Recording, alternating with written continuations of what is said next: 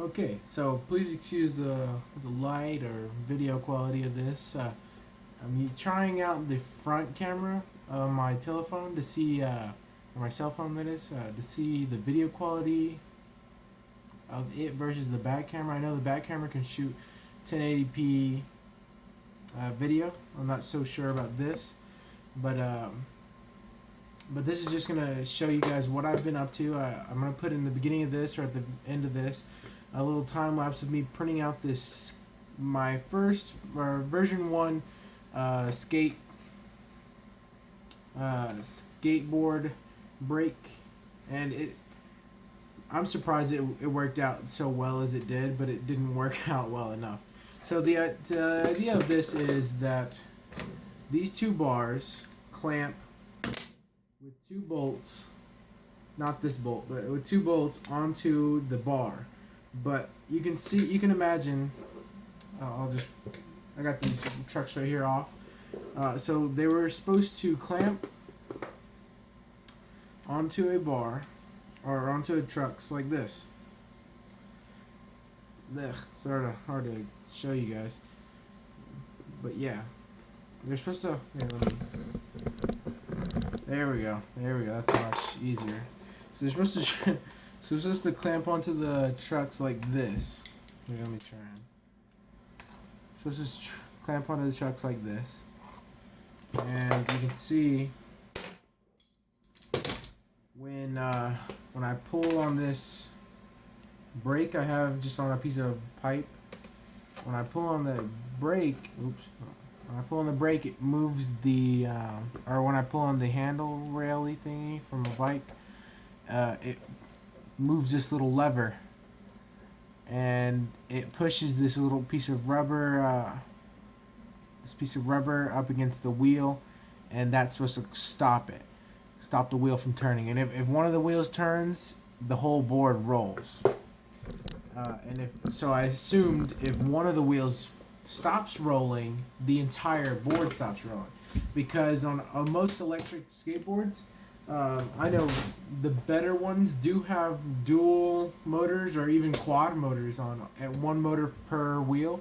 But on a lot of cheaper or not so much homemade is another good example. Most of them only have one motor on one wheel in the back, usually, and then they have all the batteries and everything like that powering that one wheel in the back. So my idea was if I can slow one wheel down, I should be able to slow the entire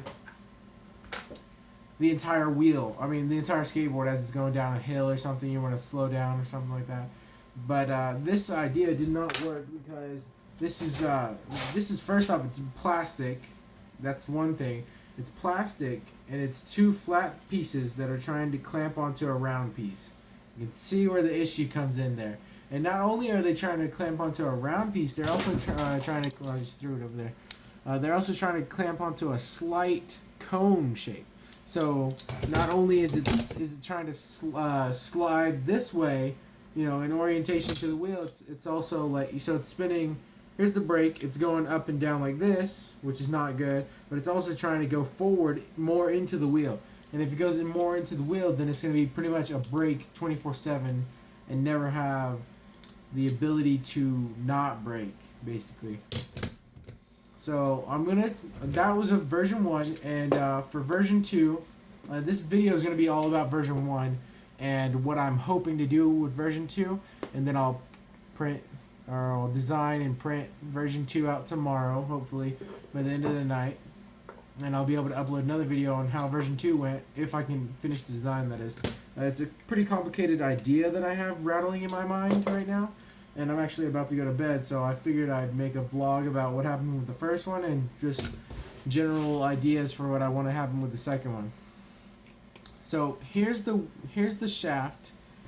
What I'm thinking is, it'd be great to have my whiteboard in here, but what I'm thinking is, you can see the wheels here, and these bolts are actually pretty. I mean, these nuts are pretty thin, and they actually only take up about 1/4 of an inch, and they have a whole extra 1/2 inch of space that they have in between the wheel And the nut, you can see here, obviously you would tighten it more and it would eventually get to where it doesn't wobble so much in this direction. And these wheels are really bad. I had a bad idea and tried to put tape on them.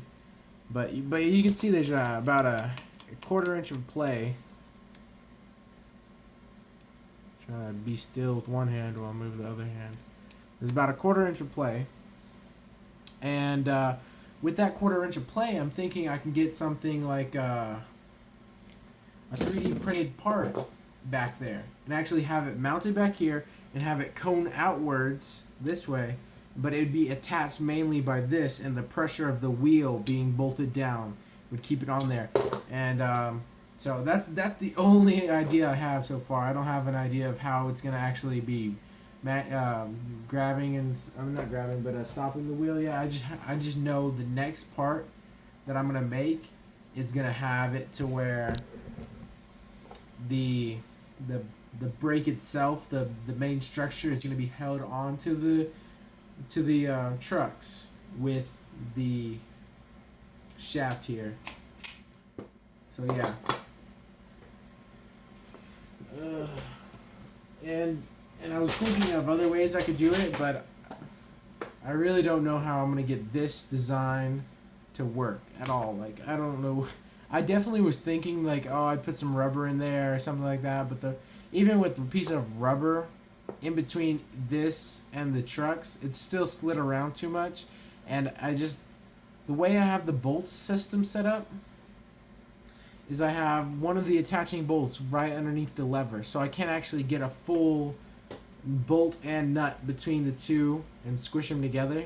So that actually is extra detrimental, because all I have is a 1/4 inch of plastic, or 1/4 inch of plastic to strip out, and it would be done. And it needs to be clamped really hard. So, and I really want to use 3D printing, because if I can get this to be 3D printable, if I can get this to be low cost, easy parts to find, like this breaker here, I can go to the junkyard and get like at least 10 of these things if I have the tools, and I can just be like, hey, or not the junkyard, but the scrapyard, and then I'll be like, hey, how much for these, and they'll just give me the scrap value of them, and that'll be like 25 cents per pound, which is really not that much.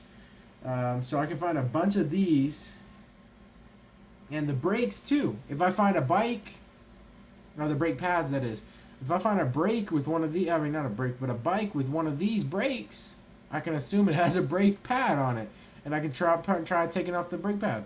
So I want this to be really easy to make, so that way I could possibly make it for my friends too, because I have a lot of friends on campus, UNCC, who actually skateboard too, and they say the major downfall of skateboarding is running into people. And not like casually like, oh hey, what's up? No, it's like, oh shit, I'm about to run into someone with my longboard.